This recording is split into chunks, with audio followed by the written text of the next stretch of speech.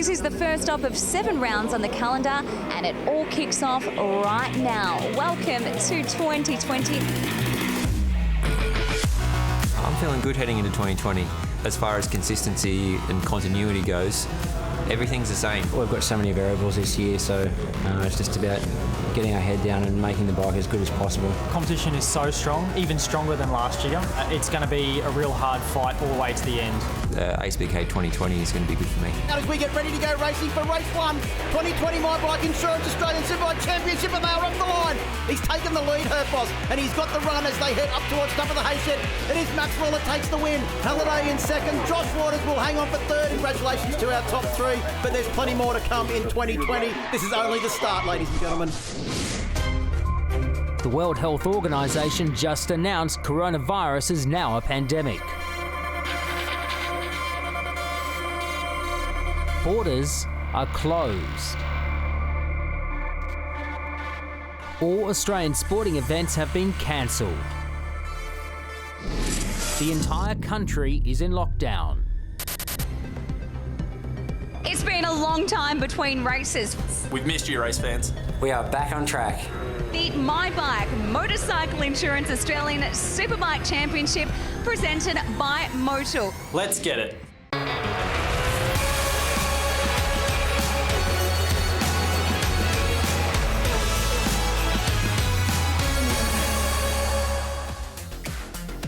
We're back, and we're going back-to-back for our grand finale of the My Bike Motorcycle Insurance Australian Superbike Championship presented by Motul. It's round 2 from Wakefield Park Raceway in Goulburn, New South Wales. Emma Francesco and Steve Martin with you, and we thank you all for sticking with us through a testing 2020. And wow, Steve, it feels so good to be back here with you, listening to the noise of bikes again, seeing all the teams, everyone down the paddock. And of course, all of our categories get to wrap up the championships. Oh, Emma, I couldn't believe it. When I rocked into the paddock for the first time in such a long time, my heart skipped a beat when I just heard all those bikes out on track. It was amazing. So happy to be back, not just for us, but for everybody. So 40 weekends, can you believe it has been since Phillip Island back in Feb? And let's just talk about that. Let's recap, because it was Wayne Maxwell who was dominant. He managed to win all 3 races and no one could catch him on that V4R. Yeah, but you know what? Here's a different story. There's a whole load of different protagonists that can take it to him. We know that Herfoss is good here.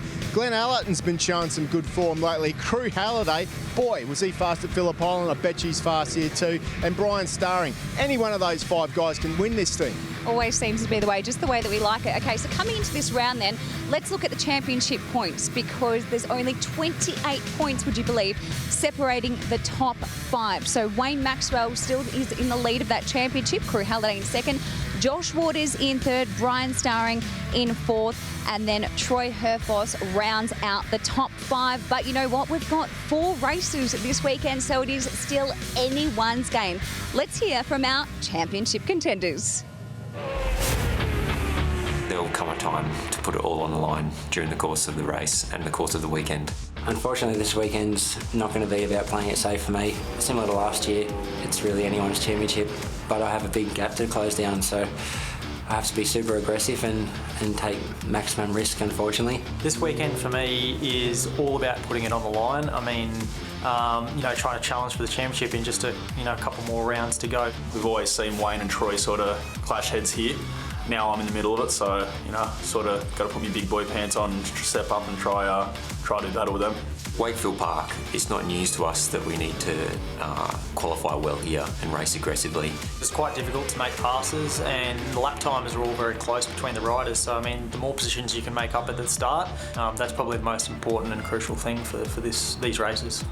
I've got a small little team, and you're in the top 3 and you're battling with the leaders. You need to play it smart. Who knows what the weather's going to do? Like, there's so many things that could happen. Having a DNF hasn't really entered our thought process. We go out there and think positive, but if we had a DNF, it would definitely put us up against it. It means we'd have to basically win all the other races to try to put us in a good position. It's hard, being off the bike for so long. I was more nervous on Thursday practice session than I have been before a race. I came fairly prepared. I knew it was going to be a massive challenge this weekend, so I was under no illusion that I could just ride around. So yeah, hopefully we've done enough prep, and come Sunday afternoon we're in a good spot. We'll see. Let's see in the opening laps how everything unfolds, the aggression of the riders and the level. I'll ride to that occasion and then do what I need to do. I've still got to put my elbows out, and it's going to be aggressive. Tell you what, after Sunday night, you're going to be buggered, and I think everyone in the field will be. Absolutely. I can be the champion for 2020. Absolutely, I can be the 2020 champion. I'm a 3-time champion. I know what it takes to win. This year would be extremely special though, because it's my own little team. I have to be riding my best all weekend, and have to have a lot of luck go my way. But yeah, anything's possible. I definitely think I can win the championship. I need a little bit of luck, but I want to do everything I can this weekend and try and hopefully dominate the weekend at Wakefield, but it's going to be tough. Will I be the champion for 2020? I think definitely I will. I've come here with that thought process. I've put enough work in, and that's the plan. There's no other option for me, so that's what we're rolling with. So there you have it, our top 6 contenders. As I said, 4 races, so we're going back to back. But it was yesterday when they had qualifying. What an exciting qualifying session it was. Wayne Maxwell really thought that he had it in the bag, but after the checkered flag, Troy Herfoss came on out, smashed the timesheets, and he is the one sitting on pole position. This is how it's going to line up for those 4 races over the weekend. As I said, Troy Herfoss on pole, Wayne Maxwell and Crew Halliday on the front row, Glenn Allerton, Mike Jones and Brian Starring on the second row, and then it's Aidan Wagner. Josh Waters definitely a bit further back than expected.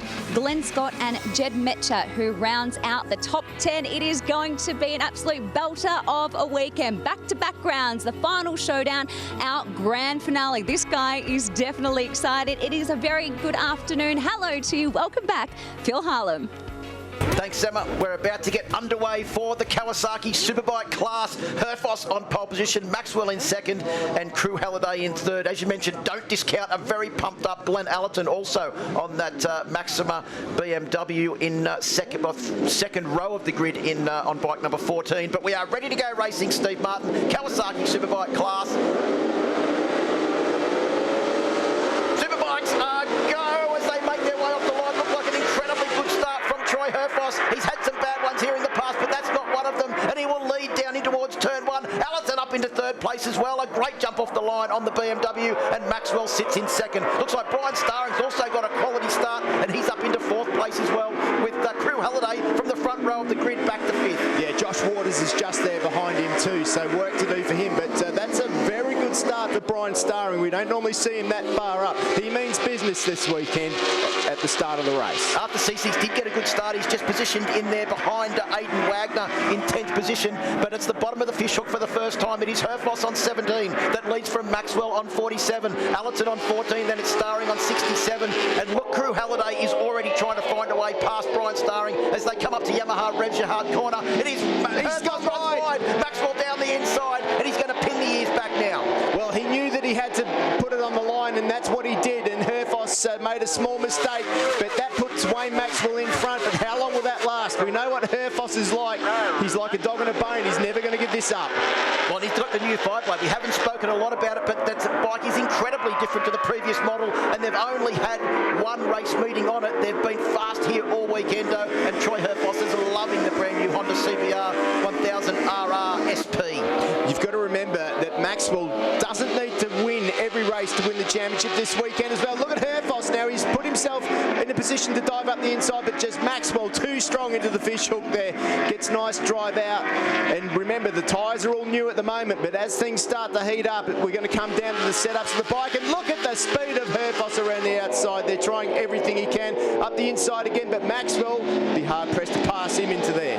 You can see he was a little bit hesitant to try and tip the bike in because he knew that Herfoss was having a run up the inside as they come round to complete the first flying lap now. Let's have a look what the pace is at the moment. 57.4. They're only a fraction off their qualifying times. In fact, the top 3 all are 57.4s. There is literally nothing between the top 3 in lap times. A little bit of a gap back now to Brian Starring in 4th place, but Allerton is going with these two. No surprise. Well, Allerton, I mean, he has been coming on now for the last, well, they've been doing a bit of practice, but I've been keeping an eye on them. They have been good. Keep an eye on him, because I'll tell you what, it was this morning I said, can you keep with him? Let's just have another look here. This is where Herfoss runs wide, just loses the back there and runs wide, manages to gather it all up and lets Wayne Maxwell through on the Boost Mobile Racing with K-Tech Ducati. That was the same corner that caught him out in qualifying yesterday. As we come up to the same corner now on lap 3, it is Maxwell tidy on the Boost Mobile Racing with K-Tech Ducati V4R. Then it's the Penrite Honda CBR 1000 and then the Maxima BMW of Glen Allerton. Now, when I spoke to Shane Kindress this morning, he said that, no, we can't stay with those guys for the first 5 laps. But later on in the race, we've got the pace. Looks like Shane Kindress was wrong. But the other thing is that I know that Wayne Maxwell and Troy Herfoss have gone for the soft tyre. Glen Allerton cannot get the soft tyre to work on board that BMW, so he's got the hard tyre on to be with these guys early on, and that's probably what Shane was referring to. They are going to be really strong at the back end of this race. And up the inside he goes, Herfoss now, but Maxwell just once again on the front, just able to have the confidence to dive into the corner, hold a little bit more front brake and take his line. So Herfoss has definitely got good drive out. Once again, he's got the drive out, but just not trusting that front at the moment. I'll tell you what, both of those riders, Maxwell and Troy Herfoss, are putting an incredible amount of trust and faith in that K-Tech front suspension on both of those machines, with Maxwell just looking like he has got so much in reserve into that final corner, whereas Herfoss looks to be on the limit at the moment, desperate to try and find a way past. There's definitely different styles that you can see. I mean, Herfoss is probably not as strong on the front, but out of the corner, in the middle of the corner, I think Herfoss seems to have a little bit more drive at this stage of the race at least. You can see always here, he can get up the inside as they head down the hill into YMI. This bottom of the hill here is where it's reversed, I think, from the final corner. It looks like Maxwell is really pushing the limit, whereas Herfoss looks like he has a fair bit in reserve. You can see the different attitudes of the bike at those two different corners, and obviously they have advantages in different areas of the track. Yeah, so once again they head down into the final Yamaha Revs Your Heart Out corner. It's all going to come down to this. Crew Halliday looks up the inside now. Yeah, he looks like he's a little bit faster than Brian Starring into the corner there, but couldn't outbrake the BC Performance Kawasaki ZX10RR of Starring. There's Aidan Wagner just in the background there too. Good to see him back nice and healthy. Had a bit of a horror run with injury last year, but he's back. You can see how early Troy Herfoss is getting on the gas there. Of course, the other equation that we haven't spoken about as well is that Maxwell is on Pirelli tyres and Troy Herfoss is on Michelin's. He's the only Michelin rider in this field, and Michelin have done a sterling job to come from absolutely nowhere to running at the front of this field. Yeah, absolutely. And when we look at the times last, there he goes again. He's made the move this time up the inside, but has he run wide? And he has. He's run really wide, and it's Maxwell who fights back and takes it, but Herfoss has got the outside line. Oh, that's close through there, through Pirelli corner. See if Maxwell can do anything here, because this is where he looks to have a little bit more in reserve. Herfoss has taken the narrow line in. He's going to run a fraction wide. Is he on the way out? No, he's very tight on the way out as well. And all that's done has meant that it's brought Glen Allerton back into the equation as well on board bike number 14. But you can see there, the bottom of the hill, that was where Herfoss looked to have a much better motorcycle. Maxwell tries down the inside again. This is exactly what we've come to expect from these two, Steve, and they're putting it all on the line now. As Troy Herfoss said, he has to take it, the lead. He has to be aggressive. Big moment there from Herfoss, just over the bumps there, nearly lost the front. It looks to me like Herfoss is trying everything he can, but yeah, definitely got the drive out, but perhaps on the front end, he hasn't got as much forgiveness as Wayne Maxwell's got at the moment. So we've got that's Halliday. Yep, Halliday's run wide. He's lost 3 positions there at the bottom of the hill. So new lap record for Glen Allerton in this race as well. A 57.389 eclipses the 57.525 from Troy Herfoss set last year. Well, that is pretty impressive stuff for the Maxima BMW team there. Glen Allerton, what a comeback. If you think it was 2 years ago, this was the track that started his demise when he had a big one and broke his arm, but he's back and better than ever now. Good to see. Take your hats off to that team. They've worked hard for this. Well, all of the riders at the front of this field are multiple champions. Wayne Maxwell won the championship back in 2013, also a former Australian endurance champion. Troy Herfoss has won 3 Australian championships. Glen Allerton has won 3 Australian Superbike championships. So there is so much talent at the beginning of this field. Here we go, bottom of the hill again. That's the area where Herfoss is so strong on board the Penrite Honda CBR 1000, and he holds a very tight line this time. Nothing Maxwell can do about that one. The only thing Herfoss is doing there, though, is he's showing Maxwell where he can pass. So on the final lap, you can be assured that if Maxwell's in front, that gap will not be there. He needed to save that spot, in my opinion, because we know how good Maxwell is on the brakes. He's incredible. Let's just have a look at Crew Halliday. Tries to go up the inside of Brian Starring. In way too hot, can't hold it. Nearly loses the front, runs out of track. Starring says, thank you very much, I'll keep that spot. And he rejoins the track. So Crew Halliday not having race one that he wanted to have. I'll tell you what, he did incredibly well there to keep the bike somewhere near the asphalt and not go spearing off into the grass. It is Herfoss that leads from Maxwell. There is literally nothing between them as they come to the top of the hill there at Kawasaki. They start the run down the hill now. I think Wayne Maxwell's been passed by Troy Herfoss into this corner enough times to know that's one of his strong points on this circuit. I don't think he was giving too much away, Steve. Well, you know what, like that would have been, if it was me on the bike, I would have saved that move for the last lap if I needed it, because it's not a normal overtaking position. If it did stay this way at the finish line, who knows? 96 points would mean that Maxwell would extend his lead at the moment. 74 for Herfoss. Crew Halliday also equal in third spot, so he would drop back. Starring 66, and Waters would drop from third to fifth.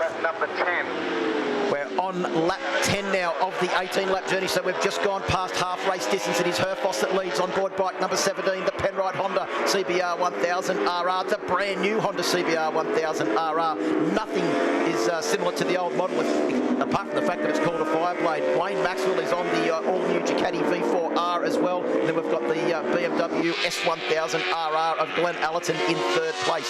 Three different manufacturers, and then make it four with Brian Starring still holding on to fourth place on board the Kawasaki ZX-10 RR. If you want to talk constant, the old lap record 57.5. Everybody's lapping at the moment 57.6, 57.8. So they're all lapping at around the old lap record pace, and I mean that seemed so fast last year.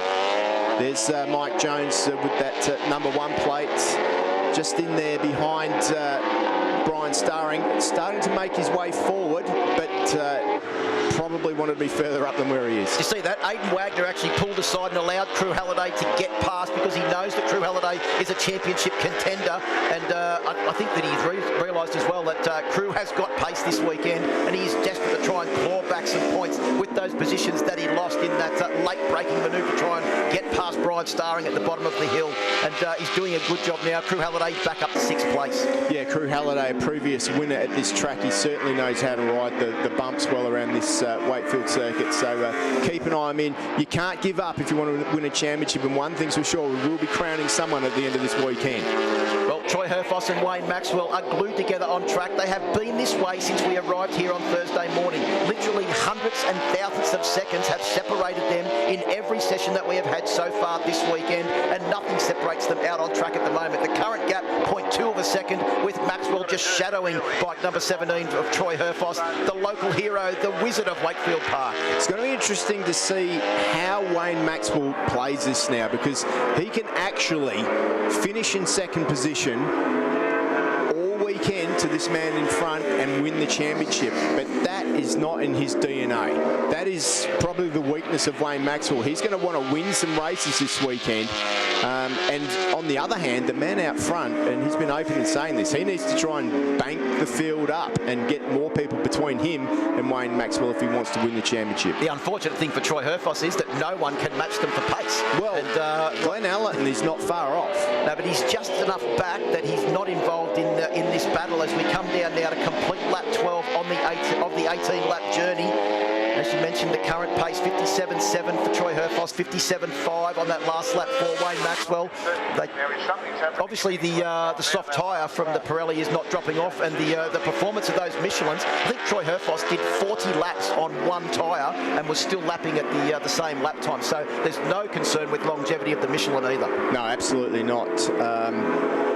Good to see that man in third position, though. Really, really happy for Glenn Allerton and the BMW team. They're doing a fantastic job there. I know I've already said it, but I think that in my mind, Glenn will be happy to get this podium position. It's been a while since he's had one, so I think there's more in the tank from him over the weekend. Let's just get that podium for him, and then I reckon you'll find that he just risks a little bit more in the upcoming races. Well, I think you'll find also too, Steve, that that team has only had bad luck in the last couple of years, so a third place looks like the luck has actually finally turned around. They're due for some good luck as Crew Halliday tries to go up the inside of Mad Mike Jones, just couldn't quite get the job done, but he's got a full head of steam as Crew Halliday. Yeah, he is doing everything he can. Aidan Wagner's found a little bit too from following his teammates, so he's on the back of that pack now.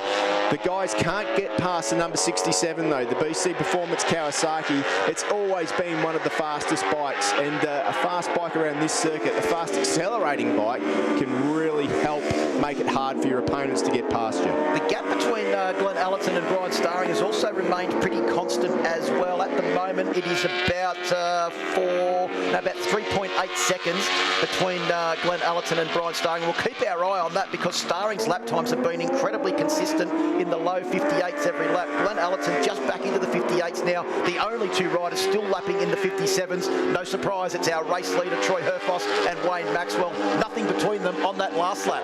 No, absolutely incredible to see those guys. And there he goes up the inside. Mike Jones finally gets past, but the cutback on the inside means Starring gets on the gas. Now it's a drag race, and it's Crew Halliday out there too. Starring goes back in front and holds the line. Here comes Jones again, having a look down the inside. Can't quite get the job done. You can see how good the V4 punched out of the final corner there, and he was able to get the run back on Brian Starring as they came down the straight. See, Crew Halliday's just trying to find a way past, but there's no gaps being left by the reigning champion Mad Mike Jones on board that Desmo Sport Ducati V4R at the moment.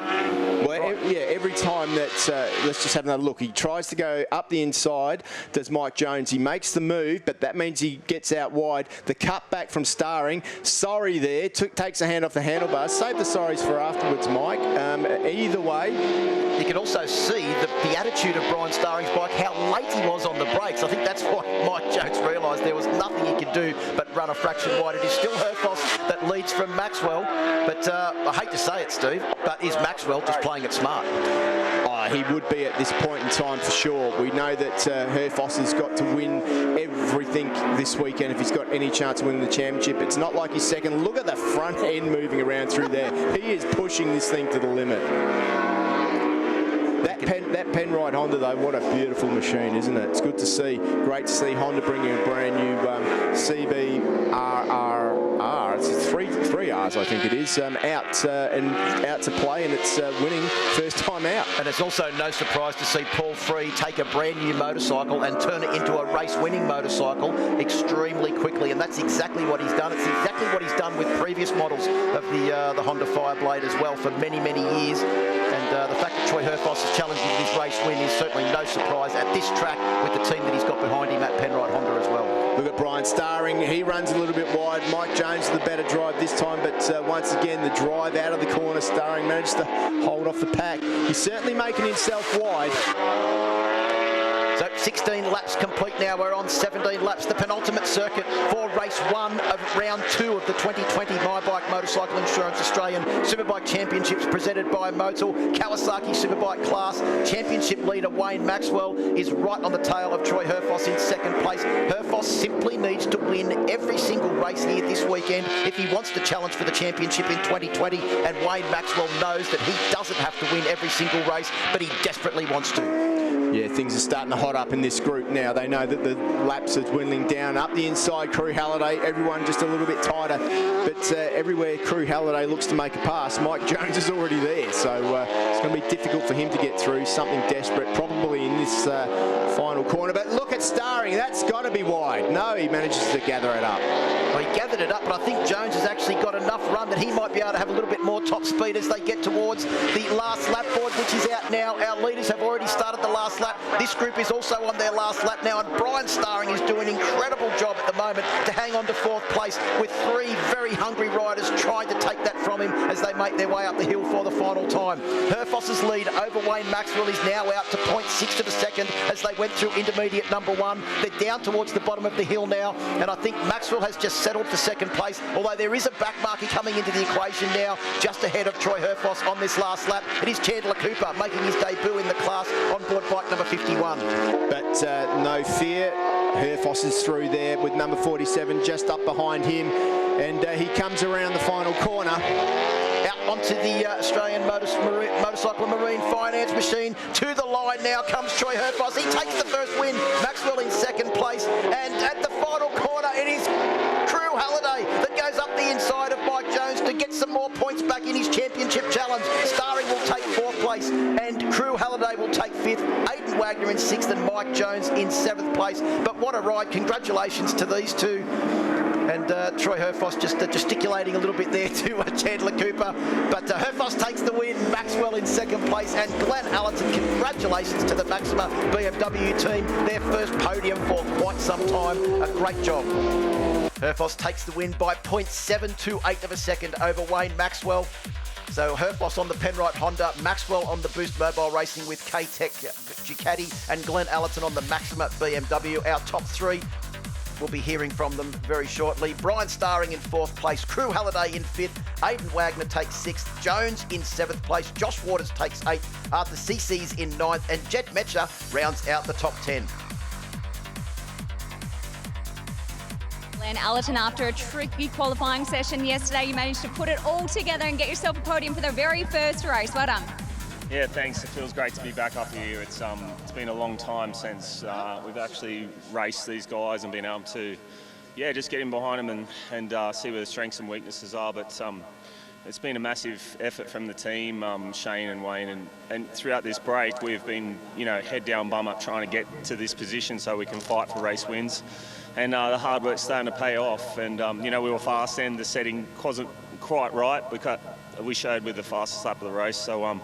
If we can, tweak the bike a little bit more, we could be stronger this afternoon and hopefully fight for the win. Good luck, well done. And in second position, everyone, Wayne Maxwell, you have set the scene. How about those battles? It is on. Yeah, look, I knew if Troy got clear air, he's a great competitor and he's super consistent, so I sort of tried to fight back straight away. I could have probably fought back again, but I just wanted to sit there and have a look and then try to have a go at the end, but he was too strong. So congrats to those guys. My guys, Boost Mobile with K-Tech V4 was really, really good. Bike worked good the whole time. A few little changes we made from warm-up wrong way, came back. So, we'll try again for race 2 this afternoon. Best of luck this Arvo. And everyone, Troy Herfoss, your winner for race 1. Congratulations. Just the start you need. 1 race win. Now you just need 3 more. Easy. Yeah, usually I'd be so stoked with a win, but I really wish there was more guys that could hold Wayne's pace out front there, or our pace, because at the moment it's not good enough for me to win the race and him finish second. But Glenn was really close then, and he looked strong. So yeah, I need it to be a really big battle. I want to win, but it's not really good enough at the moment. We've got 3 races to go and a big points gap. So huge credit to the team, Michelin and Honda, K-Tech, all our partners. They've done such a great job, brand new bike, and another win at Wakefield, and I'm really excited for the next few races. Best of luck, hey everyone. Let's hear it for your top 3. First race, Kawasaki Superbikes.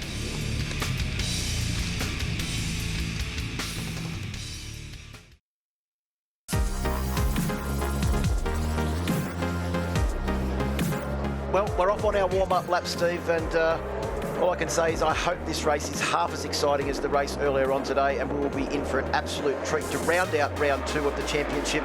Once again, congratulations to all the hard-working staff at Motorcycling Australia for getting us back on track so that we can crown 2020 champions in all of our classes, especially the Kawasaki Superbike class. How refreshing was it when we went to Glenn Allerton on the grid to hear him say, instead of, it'd be good if I could finish in the top 6, to, it would be good if I could get on the podium, to, I want to win this. Like, he's back. Glenn Allerton is back, and it's good to see that it's happened at this track, because a couple of years ago this is where it all went wrong for him, and he's got his first injury of a few that he had in a row. But I'll tell you what, he's back, and I expect this time out it's going to be taking it to the 2 boys that are dominating, Wayne Maxwell and Troy Herfoss at the moment. It was also good this morning to go up there and talk to the team of Wayne and Shane and all the rest of the boys up there, and they've all got smiles on their faces. They realise that this is their best weekend for a while, and it is great to see the Maxima BMW back in action. It's also great to see that man, the Wizard of Wakefield Park, back on his home turf. He might live on the Gold Coast now, but you can't take the Goulburn out of Troy Herfoss. He's got a lot of fans here this weekend, and we are in for an exciting race now as we get ready to finalise round 2 of the championship here at Wakefield Park. So Herfoss on pole, Maxwell and Crew Halliday join him on the front row of the grid. Kawasaki Superbike class ready for blast-off.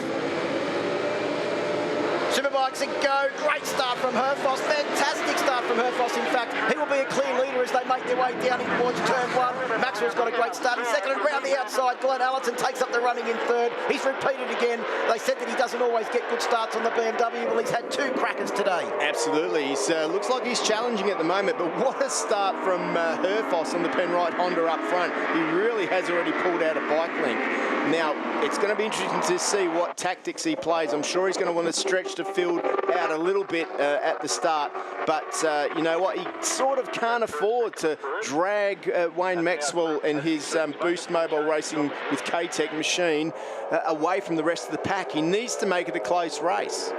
Just looking back in the pack there, it was a pretty good start too from Brian Starring, who's in 5th position. Remember, he was 4th early on. We said that he's usually a late charger in the races, but he's got 2 good starts as well. And he's got his race 1 protagonist, Mike Jones, right behind him as well. Better start too for Josh Waters on bike number 21, the 3-times Australian Superbike Championship winner from Mildura on the Neura Civil Construction Suzuki GSXR. He's back there in 7th place with Aidan Wagner right behind him. Yeah, Crew Halliday got a good start too, up there in 4th. Bit of a gap that he's got to catch up, but it looks like he's actually managing to close that gap down to Glenn Allerton a little bit at the moment. It's what he needs to do. He had probably a wretched race 1 for his championship, so he knows that this race is really going to count. But I'll tell you what, it's a lot closer than it was in race 1. Yeah, well, and also to remember, it was only the first lap or the second lap that Herfoss made that mistake down at turn 10, the Yamaha Revshart corner, and allowed Maxwell to get back into the lead. And that looks like he's trying to, once again, break them early on, is Troy Herfoss. Maybe you think he's trying to make Wayne Maxwell, he knows that Maxwell desperately wants to win, make him push maybe a little bit harder than he wants to try and go with him early on and force him into some sort of mistake. And he knows that Glenn Allerton is also very fast as well. And look at Crew Halliday. I reckon he could be the fastest rider in that lead group after that race, because he looks to have clawed back a lot of distance. So the issue that Troy Herfoss has got is if he wins every race today and tomorrow, and Wayne Maxwell finishes second, he still will not be the champion because Wayne Maxwell has enough of a buffer. So Herfoss needs the other guys to mix it up with Maxwell. Maxwell's smart enough to know that too. So it's a bit of a game of cat and mouse out there at the moment to see how it all pans out. Well, to me, it looks at the moment like there are 2 riders that do have the pace to challenge Wayne Maxwell, and that is Glenn Allerton and Crew Halliday, who are now in line astern behind Maxwell's Boost Mobile Racing with K-Tech Ducati V4R, the machine prepared in Sydney by Craig McMartin, and doing a great job for a very small non-factory supported team they are this weekend as well. And just having a look there, Glenn Allerton's bike looks to be handling those bumps really well. I know that team's been working incredibly hard on the setup of the BMW as well, and it's looking the easiest to ride that we've seen it for quite some time. Well, when you've got a rider that's riding good, it can make anything look easy as well. And Glenn Allerton is back on form, and that bike is helping him ride well. But I'll tell you what, you can see there, see Herfoss looking over his shoulder. He is just checking the pace out, having a look, see where everybody is. And yeah, he is not, he's holding the pace back at the moment. On the first lap, he was 57, but Maxwell was the fastest man then, at 57.555. So I think Maxwell was just trying to make sure that he stays with Herfoss. Troy Herfoss slows this down too much, and Wayne Maxwell will push past. You can guarantee that. But then Herfoss will try and push back past again, and all the while hoping that Glenn Allerton and Crew Halliday can get themselves into the mix. I'll tell you what, these are tactics, right? But they are going to incense the number 47. Wayne Maxwell will not be happy, and you can see now just how it's starting to concertina up. These 4 guys are not what Wayne Maxwell wanted to see. He wanted to have a nice, clear race with Troy Herfoss.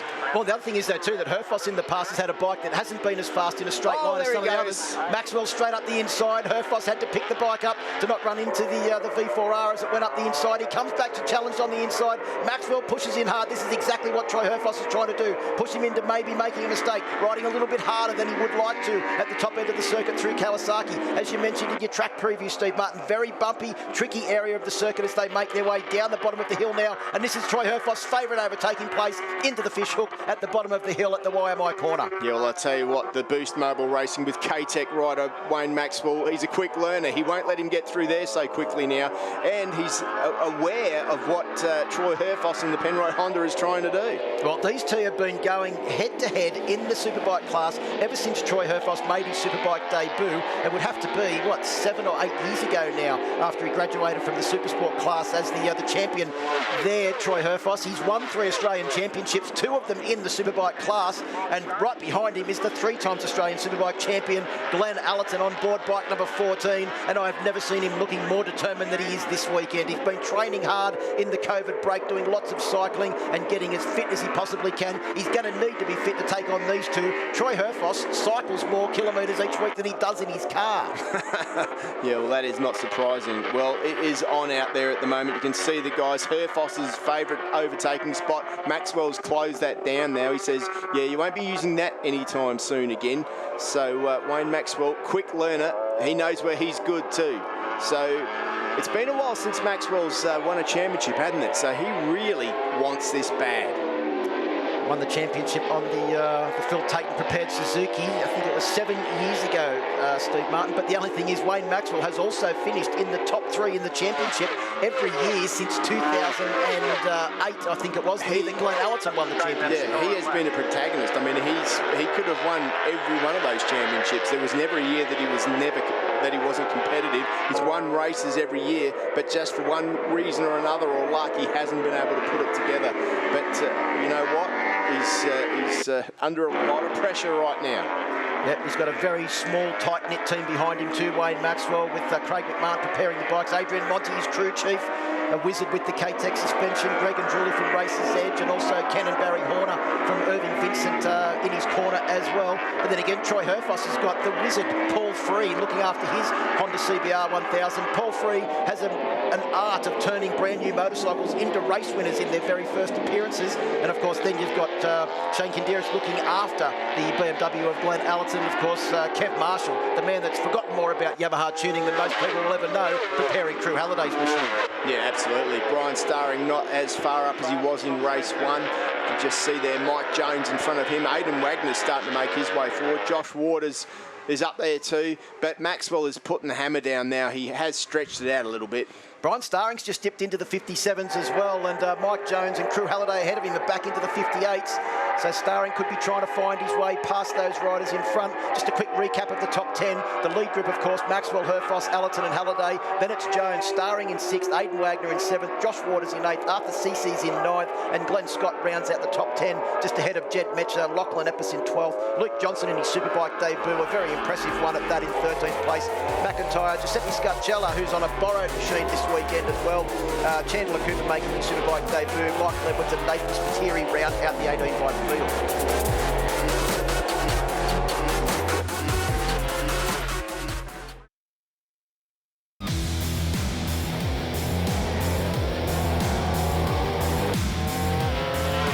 Look at Herfoss now. You're not going to get Maxwell there. He's too strong.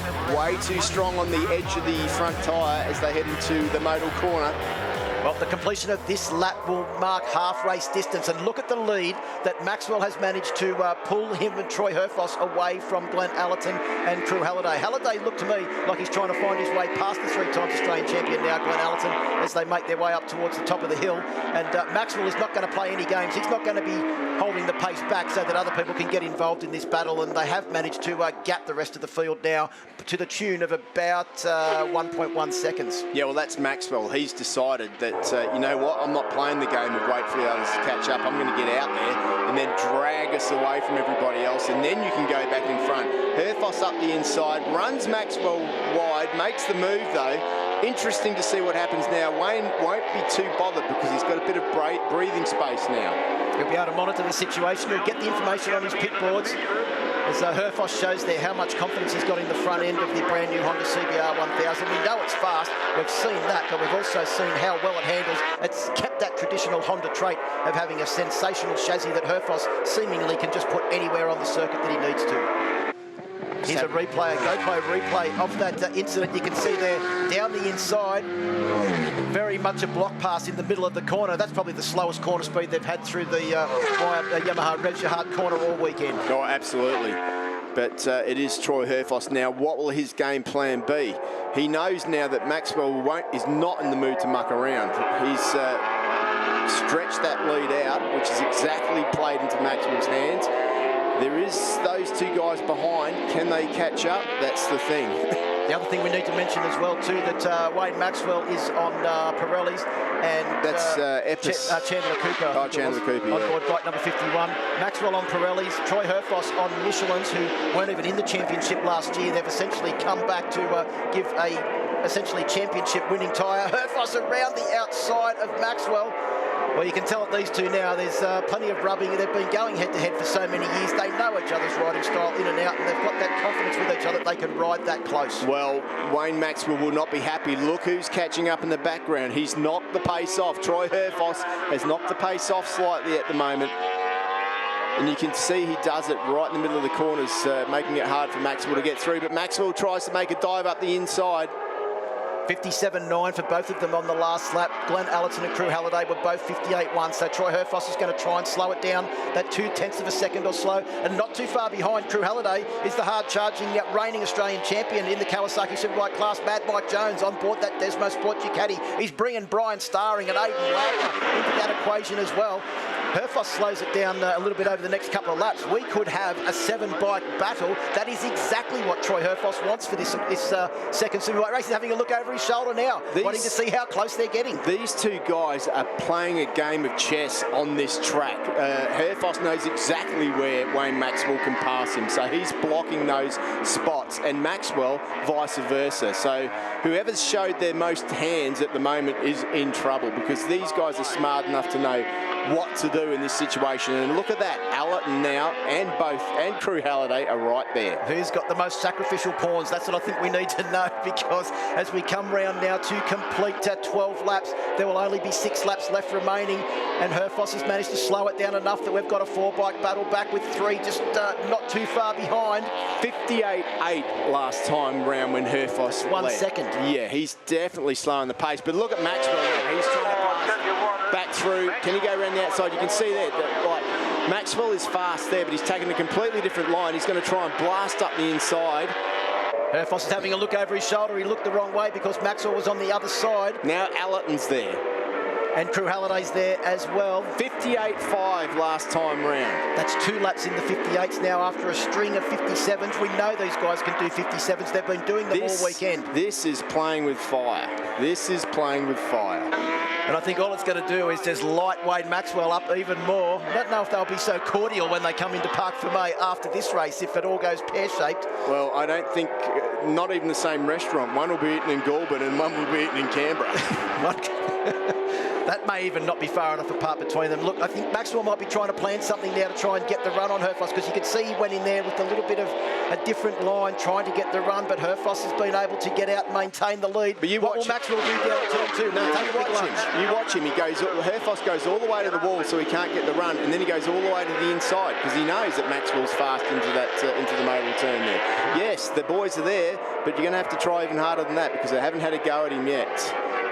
Maxwell is going to have to do something desperate if he wants to get past, and that is the plan. Down the hill we come again. We are on lap 14 of 18, so time is running out for the riders behind to try and make a challenge to these two that have, I think it's fair to say, had that 1/10 of a second or 2/10 of a second all weekend over the rest of the field.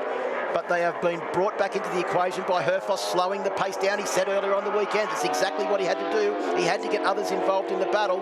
And Mike Jones, Brian Starring and Aidan Wagner, in another lap or so, could very well be in this group as well. Yeah, well, got to say, and there's Crew Halliday just about trying to make a dive past Glenn Allerton there. As they head into the bottom corner, turn 1 Motul.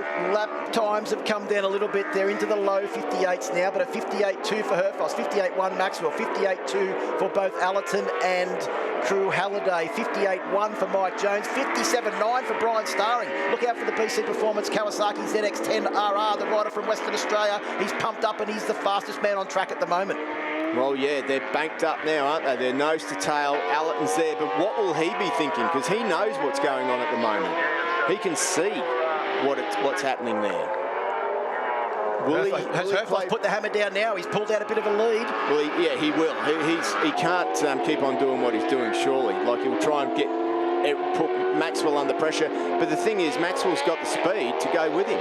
So Maxwell will also put the pressure down. You can see there, he's already pulled half a second a lap. Be interested to see if they're back into the 57s now as they come across the start-finish line. 57.8 for Herfoss, 58.2 for Maxwell. I reckon Maxwell will be back into the 57s on the next lap as well. If Herfoss maintains his 57 pace as they come around to complete this lap, this will be the completion of the 16th lap.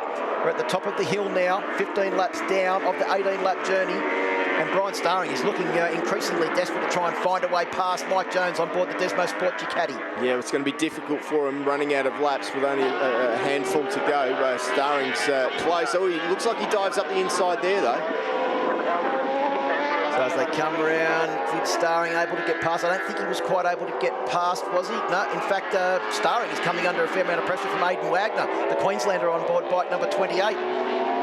Who has been having some recent racing at the Queensland Southern Downs Championship, along with Troy Herfoss, where he made the debut of that brand new Fireblade, Steve, and also Mike Jones.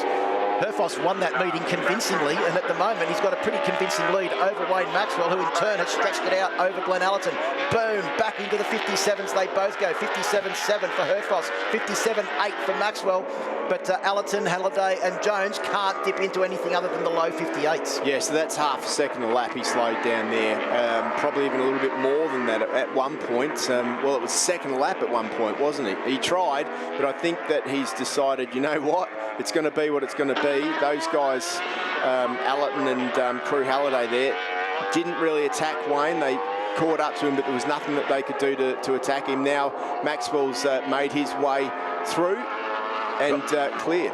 Back marker there, Chandler Cooper got out of the way. Didn't want to incur the wrath of Troy Herfoss again, like he did in race 1 earlier on today. Oh, Starring! Oh, that was late sideways, just couldn't quite hang on to it. He's run off into the gravel trap. He's lost a lot of positions, has Brian Starring, but he's done a pretty good job to try and keep the BC Performance ZX10RR on track. Hopefully he did manage to keep it up because he got sideways there. That's dropped him right out of the equation now for the podium positions. Yeah, and we're on the final lap. Herfoss has got a 0.4 of a second lead over Maxwell, who in turn has got a 1.5 second lead over Glenn Allerton. Now it's just a matter of whether Wayne Maxwell is going to have a go at Troy Herfoss. Maybe a little bit of payback. Who knows? Not close enough at the moment, but anything can happen in these last few corners. Depends how quickly Maxwell can get over here. If he's in a position to try and make a lunge at the final corner, I reckon he will. If he's close enough, you know Wayne Maxwell is going to have a go. He's never going to die wondering, but Herfoss is so fast into this corner. We saw it early on in race number 1. He got a good line. He comes in there. He's safely through the final corner and should take the win. Has a look over his shoulder, and all he can see is the 47 of the Boost Mobile Racing with K-Tech machine. He takes the win, and another solid 25 points for his championship. Wayne Maxwell takes second. Glenn Allerton, another podium in third place. Congratulations to the Maxima BMW team. They've done it 2 races in a row, their first podiums in a very long time. But the victor, once again, Troy Herfoss, the Wizard of Wakefield Park, on board that stunning new Penrite Honda CBR 1000. Bit of a handshake there. Interesting to see what Maxwell thinks about that when we speak to him on the podium. Congratulations once again to Troy Herfoss, Wayne Maxwell and Glenn Allerton.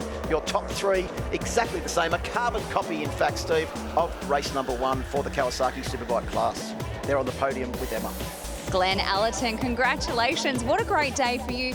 You're fast. Can you get them? Can you take it to those boys tomorrow? Yeah, look, you never know what's going to happen tomorrow. We changed the setting quite big then, and it helped the first half of the track and sort of hurt me in the last half. I don't know if you could see, but my bike was a wild ride down that back straight. But yeah, we're really close. We're searching for grip, and if we can find it, I think that we can challenge for a win. But midway through that race, there's a few games going on there between these two, and it was helping me along. So, yeah, it's going to be an interesting day tomorrow if that keeps up. Great work, well done, Glenn Ellerton. And in second position, Wayne Maxwell. Some games. What are these games? Tell us about these games. We want to be in on this. Well, everyone wants to win, don't they? And you do anything you can and do within your power to win, and that's racing. There's always a lesson to be learned, but full credit to the guys at Boost Mobile Racing with K-Tech. They've done a fantastic job. The V4 was good then again, so we just have to keep doing what we're doing and not get too carried away into the game. So I know what's happening, and I've been there before. I just want to say, no wins today, but you still lead that championship. Yep, perfect. That's all we need to keep doing. Good luck, get some rest tonight, and we'll see you tomorrow. And let's do it all again. And let's hear from our race winner. 2 race wins today, ladies and gentlemen. Troy Herfoss from the Penrite Honda Racing team. Hey, well done. That was exceptional racing and so much fun for us to watch. I'm sure you had fun out there too. Yeah, I'm glad. That was a really difficult race. Wayne had a lot of speed, and I couldn't break him, so we made some changes between the 2 races. I felt really, really good with the bike, but yeah, Wayne's always such a tough competitor. So it's back to the drawing board for me today, because this just isn't going to cut it, him finishing second. So, yeah, I think tomorrow will be a new day. It's a new qualifying session, and the conditions are going to be cooler. There's going to be some riders that will go really fast, and, hey, I can just hope I'm at the front and keep the pressure on. Rest up, Troy. Thank you. Thank you. There you have it, your top 3, race 2 for Kawasaki Superbike. Thanks very much, Emma. Great to hear from our top 3 there. And I think there's going to be more games tomorrow. We may have seen some games then, but I think Herfoss is going to step it to a new level. Herfoss wants to win the championship. Wayne Maxwell wants to make it 2 championships. And we've got 2 Kawasaki Superbike races tomorrow. Plenty more to come tomorrow. And now it's time to head that back down to Emma. And don't forget, in the meantime, you can head to asbk.com.au for all the details. Live time is going to be on CompuTime, of course. We wish that you could be here at the track with us. But yeah, make sure you stay up to date. We've got you covered with all of our live coverage. Steve, I've had a great day. Thank you so much for joining me. Let's have another one tomorrow. Let's come back and do it all tomorrow. Thank you so much for joining our coverage. We've had a fantastic afternoon here at Wakefield Park Raceway. We cannot wait to do it tomorrow. Emma Francesco here. See you then.